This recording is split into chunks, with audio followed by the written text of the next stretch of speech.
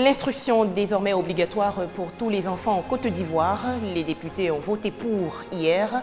Les parents et enfants, eux, sont sensibilisés à l'importance de cette loi. Bandoukou, dans le nord-est du pays, les engins à 2 roues pullulent dans la ville et la plupart ne respectent pas le code de la route. Enfin, en Burundi, le chef d'état-major échappe aujourd'hui à un attentat. Bilan, 7 morts. Madame, Monsieur, bonsoir et bienvenue. L'école, désormais obligatoire de 6 à 16 ans en Côte d'Ivoire. Tous les députés ont à l'unanimité marqué hier leur accord à la mise en œuvre de cette loi.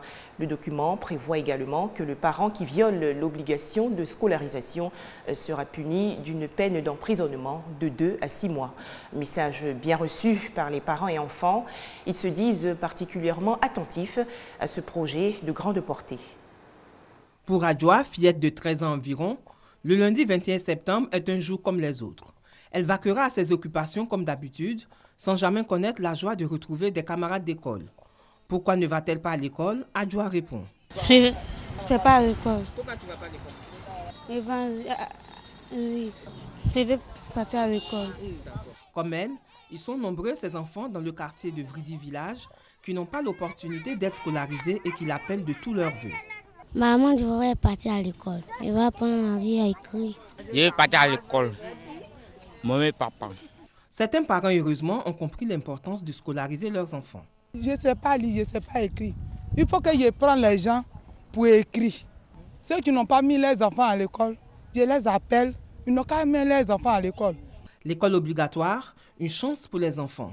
Karidja, parent d'élève à 2 enfants, qu'elle a scolarisés. Cependant, elle dénonce. La rentrée là non, c'est gratuit là non, en temps c'est faux. On dit par exemple la rentrée le 10. Le 10, 5 heures du matin, va te présenter. Ils vont dire non, les places sont déjà occupées.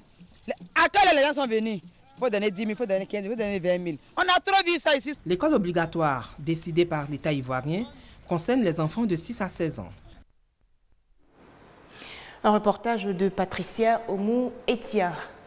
Et dans quelques jours, c'est la rentrée des classes 2015-2016 en Côte d'Ivoire. Cette nouvelle année académique se prépare activement. Du côté des parents, il faut bien entendu mettre en œuvre les meilleures conditions de travail pour les enfants. Ainsi, pour rehausser leur niveau, faut-il opter pour les cours à domicile? Écoutons quelques parents d'élèves. La rentrée scolaire 2015-2016 est prévue pour le 21 septembre prochain. Parents, élèves s'activent pour les préparatifs. Les marchés et grandes surfaces sont pris d'assaut. On s'attelle à l'achat de livres, cahiers et autres effets scolaires. Dans les budgets pour cette rentrée scolaire, on n'oublie pas les cours à domicile. Les parents, soucieux de la réussite de leurs enfants, font appel aux répétiteurs. C'est une bonne chose parce que l'enfant même n'a pas le temps de bien étudier. Et on est obligé de mettre quelqu'un derrière lui. Ce n'est pas tous les instituteurs qui arrivent à suivre véritablement l'enfant. 10 000 francs, 15 000, 25 000, voire 50 000 francs CFA. Les prix sont généralement fixés par les répétiteurs pour chaque élève enseigné. L'activité rapporte et permet de se prendre en charge. Les répétiteurs sont soit étudiants, soit en situation de chômage. L'éducation d'abord, c'est la famille. Le répétiteur ne fait qu'apporter un plus pour que ce soit vraiment excellent. Les idées pour avoir plusieurs marchés ne manquent pas. Affichage sur les poteaux électriques et autres lieux publics. La clientèle ne se fait pas rare. Les parents qui sollicitent les répétiteurs ont leur raison. Engager un répétiteur pour suivre ses enfants à domicile, ce n'est pas une mauvaise chose. C'est tellement important. Certains parents remettent en cause la qualité de l'enseignement des répétiteurs. C'est un peu une mauvaise chose, dans la mesure où ces encadreurs n'ont pas la pédagogie et ne sont pas qualifiés. Ils viennent pour les enfants, quelquefois les enfants sont presque embrouillés. Il doit y avoir une adéquation entre les répétiteurs et les maîtres d'école pour qu'il y ait une entente pour l'enseignement. Pour les acteurs du système éducatif, l'élève peut être encadré par un répétiteur à condition que ce dernier travaille en synergie avec les enseignants de l'élève. Les répétiteurs sont bienvenus, seulement il faut une collaboration des parents et ces répétiteurs-là. Ils viennent à l'école croiser les enseignants et pendant le carnaval de travail, c'est vrai qu'ils sont pris de gauche à droite, mais l'idéal, qu'on prenne un répétiteur soit enseignant, mais c'est difficile, c'est cher. Donc ils se rabattent sur des enfants de 3e, de terminale, les étudiants. Ils s'y connaissent un peu, mais qui viennent à l'école croiser les directeurs d'école et les enseignants pour qu'ensemble, ils travaillent sur l'enfant. Les répétiteurs, effets de mode ou besoins réels, chaque parent est invité à réfléchir, à faire le bon choix pour l'encadrement de son enfant. Un commentaire de Marie-Laure Ungoran. Et qui dit rentrée scolaire dit fourniture et uniforme. À quelques jours de la reprise des cours, les couturiers croulent sous les commandes de leurs clients. Certains passent même des nuits blanches pour pouvoir livrer les tenues scolaires dans les délais prévus. Nous sommes à Adjamé. Ici, les ateliers de couture sont envahis par les uniformes scolaires. Couturiers et tailleurs sont à la tâche pour le respect de la date de la rentrée scolaire. On va souvent satisfaire les parents et les enfants. Non, si ça n'a pas de problème. Non, on ne donne pas pour rendez-vous ici. Comme c'est tenu là, on ne donne pas pour rendez-vous. C'est à cause de ça qu'on n'a pas prendre travail de fête. C'est tenu seulement, on en a fait. Des parents se disent prêts pour ce grand rendez-vous de la rentrée scolaire prévue pour le 21 septembre prochain. Je pense qu'on nous avait déjà prévenu pour la date. Les enfants sont prêts. Si pour certains parents d'élèves, la rentrée scolaire n'est pas une surprise, ce n'est pas le cas pour d'autres. Ils évoquent le manque de moyens financiers. La date est trop proche. Et puis bon, c'est au milieu du mois, ça ne nous arrange pas. Après 3 mois de vacances scolaires, environ 2 millions d'élèves vont bientôt reprendre le chemin des classes. Un reportage de Éric Goré et Koné Pargassoro. Autre actualité, la radiodiffusion télévision ivoirienne a désormais son agence de publicité. Cette structure inaugurée le 9 septembre dernier est située dans la commune du Plateau. Elle va permettre, entre autres, aux clients et annonceurs d'accéder aux offres d'avis et communiqués. La ministre de la Communication, Foussiata Bambalamine, a visité aujourd'hui les locaux de l'agence de RTI Publicité. Ce soir, on parle aussi de notre environnement naturel. En effet, les eaux, l'air et les sols sont régulièrement pollués par les activités humaines. Le Centre ivoirien anti-pollution veut juguler ces problèmes. Le CIAPOL a donc organisé récemment un séminaire pour mettre en place un réseau national d'observation. Cette structure va veiller à la qualité de l'eau, de l'air et des sols ivoiriens. Notre environnement subit de fortes pressions du fait de l'activité humaine. Les cultures, les fumées dégagées par les véhicules et les usines, le déversement des déchets industriels dans les eaux sont entre autres actions de l'homme qui accentuent la pollution de nos milieux naturels que sont l'air, l'eau et le sol. Dans les grosses agglomérations, Abidjan, oui, l'air est pollué. On est dans une phase à l'équateur, on est sur l'équateur, et ce qui se passe, c'est qu'au coucher du soleil, on a une inversion de température. L'air est plus chaud au-dessus qu'en dessous, ce qui fait que les polluants ont du mal à s'évacuer. Donc la pollution, c'est pour ça qu'il y a toujours une sorte de brume qui s'installe sur Abidjan avec des yeux qui piquent et un peu une odeur de miel dans la bouche. Ayant pris la pleine mesure de la situation, le ministère de l'Environnement, de la Salubrité urbaine et du Développement durable, à travers le CIAPOL, le Centre ivoirien anti-pollution, veut mettre en place un programme national d'observation de la qualité des milieux naturels en Côte d'Ivoire. L'évaluation continue de l'état de santé de nos milieux constitue donc la boussole de toute politique de gestion durable de l'environnement, car elle permet de disposer de données scientifiques et mesurer à tout instant l'efficacité de l'application des mesures préconisées. Ce programme va permettre d'établir des alertes à court, moyen et long terme sur l'évolution de l'état de santé des écosystèmes. L'atelier de mise en place de ce programme a mobilisé une centaine d'experts en environnement issus de la Côte d'Ivoire et de l'Europe. C'était un reportage de Herman Niamien. On monte un peu plus au nord-est du pays, plus précisément à Bondoukou. Dans cette ville, le nombre de motocyclettes qui circulent est impressionnant. Seulement, voilà, il y a un hic.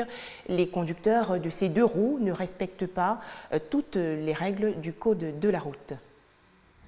La plupart des moyens de déplacement à Bondoukou, ville située à plus de 400 km d'Abidjan au nord-est de la Côte d'Ivoire, sont des taxis-motos.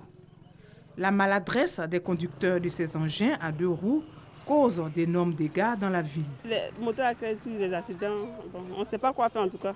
Il y a tout le monde d'hommes. Il y a des enfants encore qui roulent les motos-taxis, vraiment, c'est ça mais qui est dangereux. Et tout à coup, on annonce qu'il y a des accidents. Bon, l'excès de vitesse surtout. Voilà, l'excès de vitesse, ils ne tiennent pas compte des piétons sur la voie. Dans le code de route, il y a les principes. Il faut respecter le code de route. Celui qui a priorité à droite, il faut lui céder le passage. Mais les enfants n'ont aucune notion. Les conducteurs des taxis-motos tentent tant bien que mal de justifier leur imprudence. Les taximètres aussi nous obligent à rouler mal parce qu'ils gardent directement sans mettre de clientèle. Donc nous aussi, on est obligé de suivre comme de la manière eux aussi ils procèdent. On roule un peu comme eux. Au niveau du transport en commun à Bondoukou, les taxis-motos mettent une concurrence aux véhicules affectés au transport en commun. Ça ne marche même pas même. Il y a trop de motos, on fait un PMP. Les jours du jour, ça ne marche pas. Mercredi, dimanche, ça marche. Pour une meilleure organisation, en vue de faciliter la tâche aux usagers des transports en commun, les conducteurs de motos et de transports en commun n'ont qu'un vœu, l'instauration de la discipline par les autorités compétentes. Un reportage de Grace Kando. Et la ville de Bondoukou connaît un tout autre problème, c'est l'occupation anarchique des trottoirs par les commerçants. La raison, le marché censé accueillir leurs diverses activités est devenu trop exigu. On retrouve Grace Kando. Des produits vivriers de toutes sortes, des tenues vestimentaires et autres articles exposés. Nous sommes à Bondoukou, localité située au nord-est de la Côte d'Ivoire. Les vendeuses de ces différents produits ont pris d'assaut les artères et trottoirs qui mènent au marché. Les raisons de ce choix se justifient selon certaines vendeuses. Dans le marché dedans, c'est rempli. Donc, quand il n'y a pas de place. C'est pour ça qu'on s'assoit dehors, on se débrouille. Quand il pleut, même pour rentrer, pour s'asseoir, c'est un problème. Tout le marché est gâté. C'est pour ça qu'on ne rentre pas là-bas pour vendre. Au marché ici, là, on ne sait pas, c'est pas tout le monde nous donne place. Nous, comme ça, là, on n'a pas les moyens. Des fois, ici même, là, ils viennent nous chasser. Ils disent qu'il ne faut pas, on va rester ici. Donc, des fois, on est obligé de demander pardon aux gens pour qu'on nous laisse. Pourtant, l'installation de ces femmes sur ces trottoirs et grandes artères ne sont pas sans conséquences. Souvent, ça provoque des accidents ici. Souvent, mais il y a des gros camions qui tombent, tout ça. Une femme, l'année passée, ça a tué une dame ici. Elle vendait. À chaque fois, ils rentrent, ça nous fatigue. Pour cette vendeuse de friperie, s'installer hors du marché a un autre sens. Voilà. Dehors, ça ne marche plus parce que tous ceux qui passent là, ils voient ce qu'on a exposé et puis ils prennent. Pour éviter des désagréments, la construction d'un autre espace est prévue par les autorités municipales. Nous avons construit 46 magasins que nous allons mettre à disposition d'ici la fin de ce mois, ce qui va permettre à d'autres commerçants qui traînent au bord des voies de se caser dans ces magasins. Et après cela, le maire a décidé d'aménager la plateforme que nous avons trouvée là, qui peut nous permettre d'installer au moins 500 dames. Et là, le marché sera vraiment décongestionné. Toujours selon les autorités municipales de Bondoukou, ces commerçantes exposées sur ces trottoirs et grandes artères doivent prendre leur mal en patience, car d'ici peu, cette situation connaîtra un dénouement. Tentative d'assassinat ratée au Burundi. Le chef d'état-major de l'armée, Prime Nyongabo, a échappé aujourd'hui à une embuscade contre son convoi à Bujumbura, la capitale. 7 personnes ont été tuées. Drapeau en berne aux États-Unis, le pays commémore aujourd'hui la 14e année des attentats de New York. Le président américain Barack Obama et son épouse Michelle ont observé 1 minute de silence en mémoire des 2977 victimes. La cérémonie officielle s'est tenue dans les jardins de la Maison-Blanche. Enfin, en Catalogne, la Catalogne ne veut plus coexister avec l'Espagne. Des centaines de milliers d'indépendantistes ont manifesté aujourd'hui à Barcelone en soutien aux listes prônant la sécession de cette localité aux élections régionales du 27 septembre prochain. Très bonne suite des programmes sur RTI2 et à demain.